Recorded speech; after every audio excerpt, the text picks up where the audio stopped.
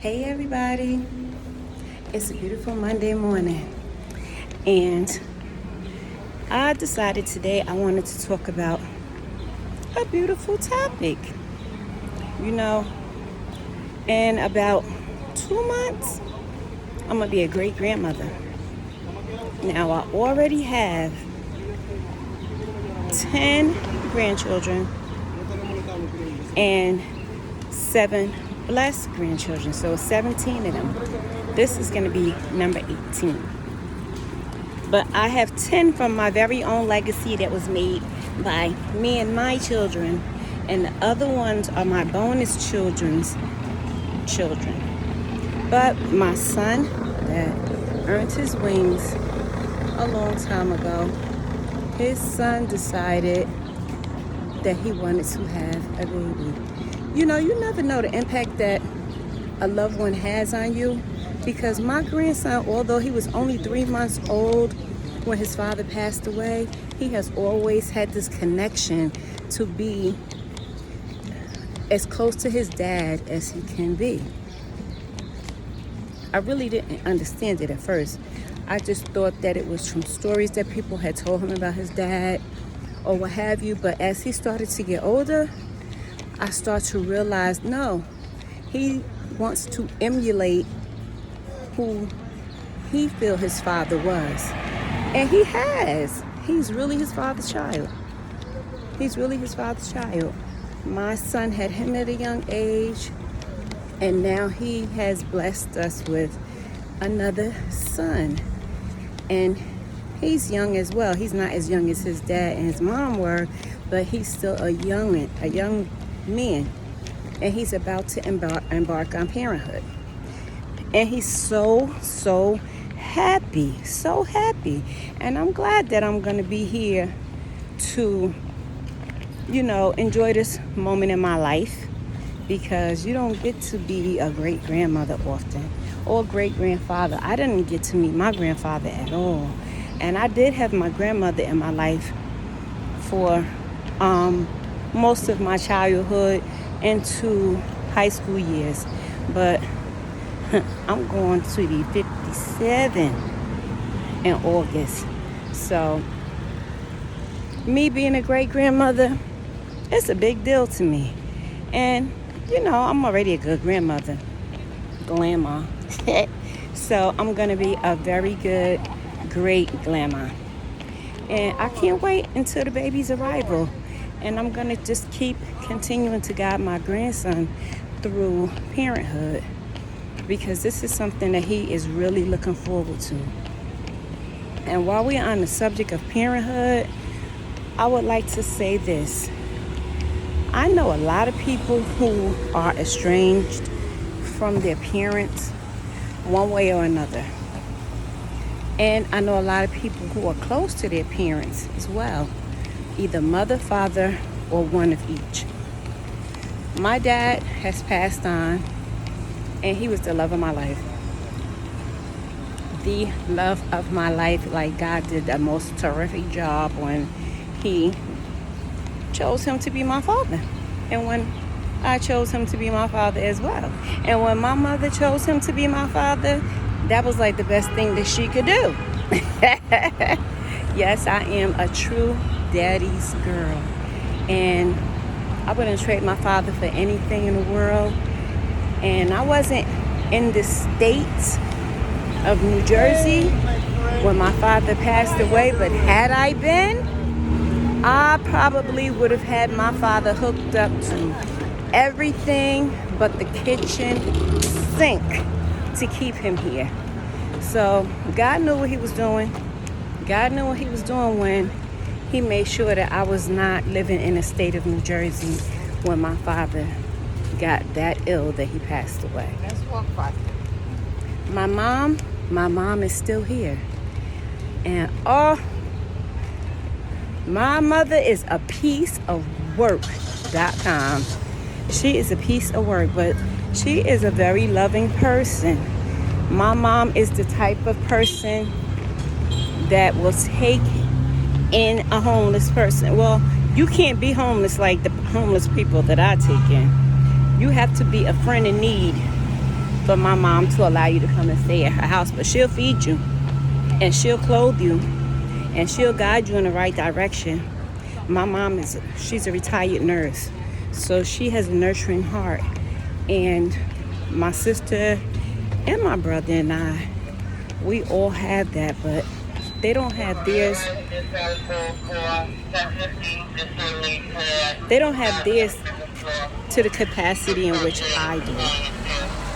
I overdose in the kindness department. I am the one that will allow you to live with me. I'm the one that will feed you, clothe you, walk you through life. That is me. I am the mother to all. That's me. I am the friend of the friendless. That is me. So, I attribute my behaviors, my ways, and my actions to both of my parents. I see my dad in me, but I also see my mom in me. And the subject that I wanted to speak about was having a healthy relationship with your mom. In my eyes, no parent is different from the other. I honestly feel like that. I don't think that it's more important for you to be with your mom than your dad, or vice versa. I feel that whichever parent can get the job done, and if they can do it together, that's great. But whatever parent can get the job done is the parent for the job. So I've had the experience of living with my mom on a solo basis, and my dad, and my father. I've also had the experience of living with my dad on a solo basis, and we all know that I hold boogie to my father's house, okay? And I stayed there with my dad with no problems at all. So hold on one minute, I'll be right back. Like I said, I spent the greater part of my life with my dad. Now, my dad's not here anymore. So, it's mom's turn. It's mom's turn to deal with me. Me and my sister and my brother. We all have a great relationship with my mom. My mom is elder now. She's what you would call an elder. She's in her late 70s, and she's starting to develop a little memory loss, guys. Let me tell you, when I say this is a strenuous disease, I am not stretching it. My mom will call me and my sister 20 times back to back. She'll take turns. She'll call my sister first. She'll call me. She'll call me. She'll call my sister. She'll call my brother. She'll call me. She'll call my sister. Now, out of all of us, I'm the one with the most patience. My brother and sister, they have patience to a certain degree. But me, I can sit there and listen to my mother all day long and be playing Luther in my head, but I'm listening to her, because if I get aggravated and annoyed, I could just imagine how my mom is feeling.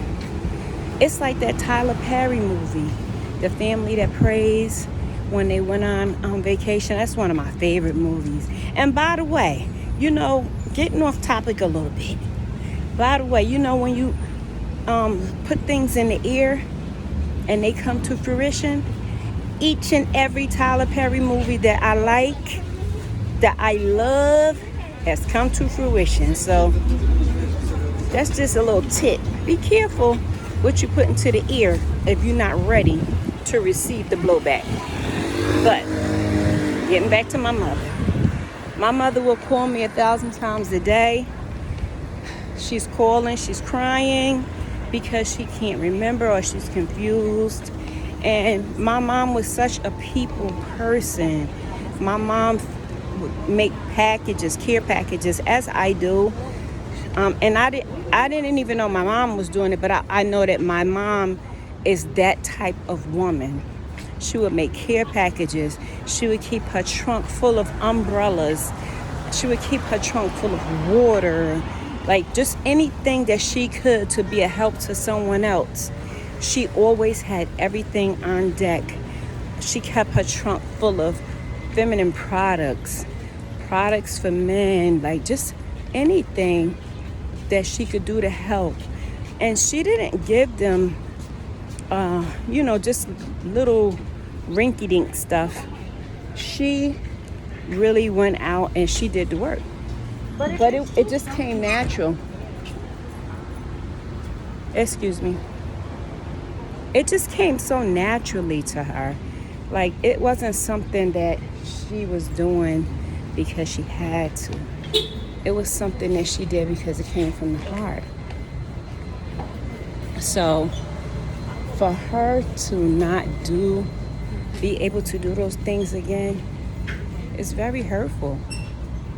It's very hurtful for us as well as for my mom. So, I'll sit and I'll listen to her.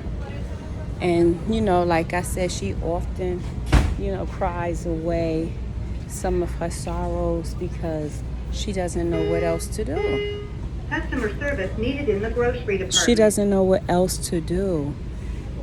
So, I'm saying this so that I can let everyone know that time is something you can't get back. Once the battery becomes full, it's full.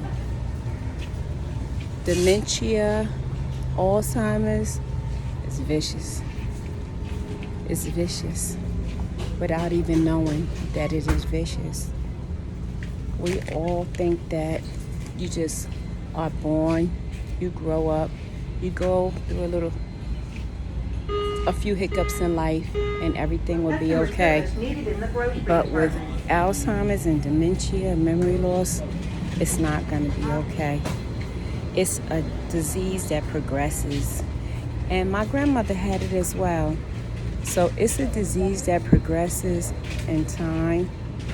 And all I can say is, if you have a family member, a parent, a cousin, anyone who is dealing with this in their life, have patience and remind them of the good times and remind them of the good memories and just have patience, My mom will say that she didn't speak to us in weeks and, stuff like that.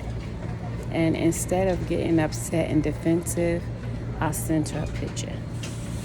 Or I'll send her a video of my grandkids. Or of me. Or I'll go get some printed out and I'll put them in a book for her. Or I'll give her little ideas that she could use to jog her memory. And I don't know if you guys have anything that you could add to this conversation. I don't know if you know anyone who's going through the beginning stages of dementia. But if you do, jot down something and let me know. Anything that can make her day run more smoothly is a big help. I told her that I was going to get her a notebook and I was going to put each person's picture in it, and I was going to leave some space so that she could check off when she spoke to us last, or when she spoke to that grandchild last. And hopefully it will make her day, run a little more smoothly, because she has some rough days. She has some rough days because she just feels alone, she said. But she's really not.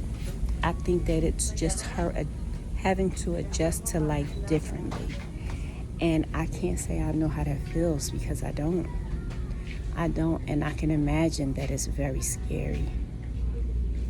I can imagine that it's very scary to wake up and things have changed and you can't do anything about it. So, pray for my mom, because my mom is a praying lady.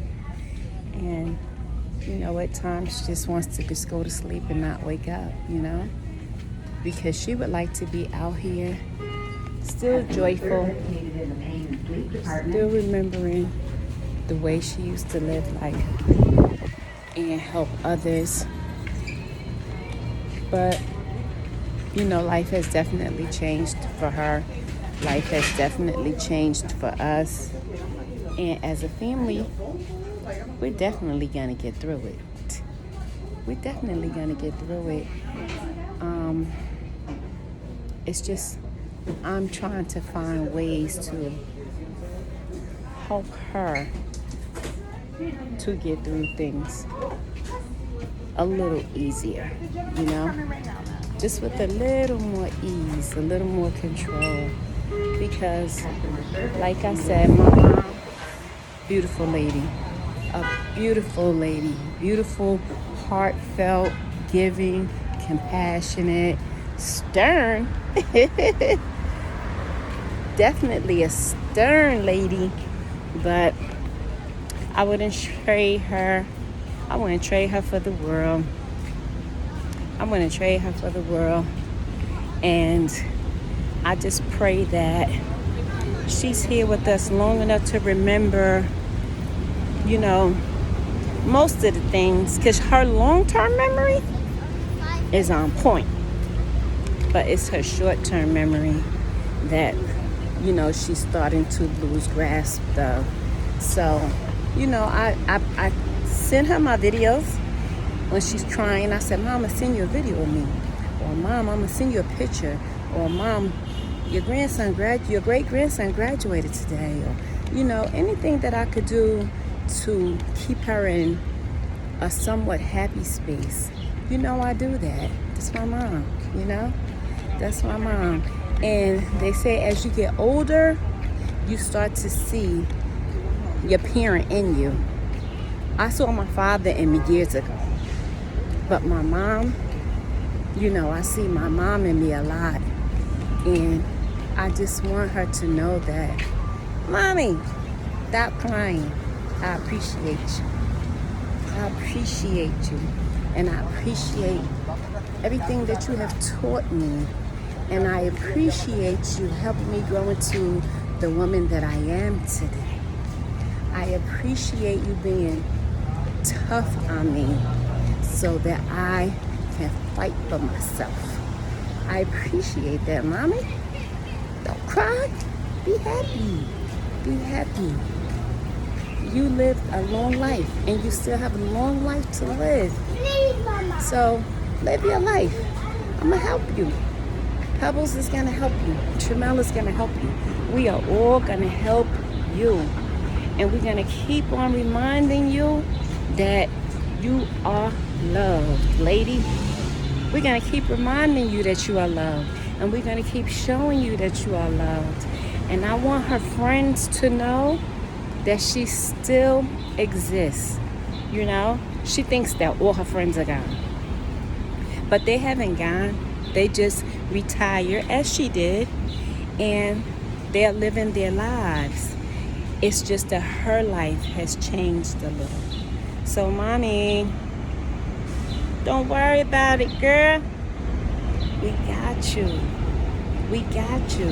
And we're going to make sure that you continue to live your best life. Love you, Mommy. Toodles.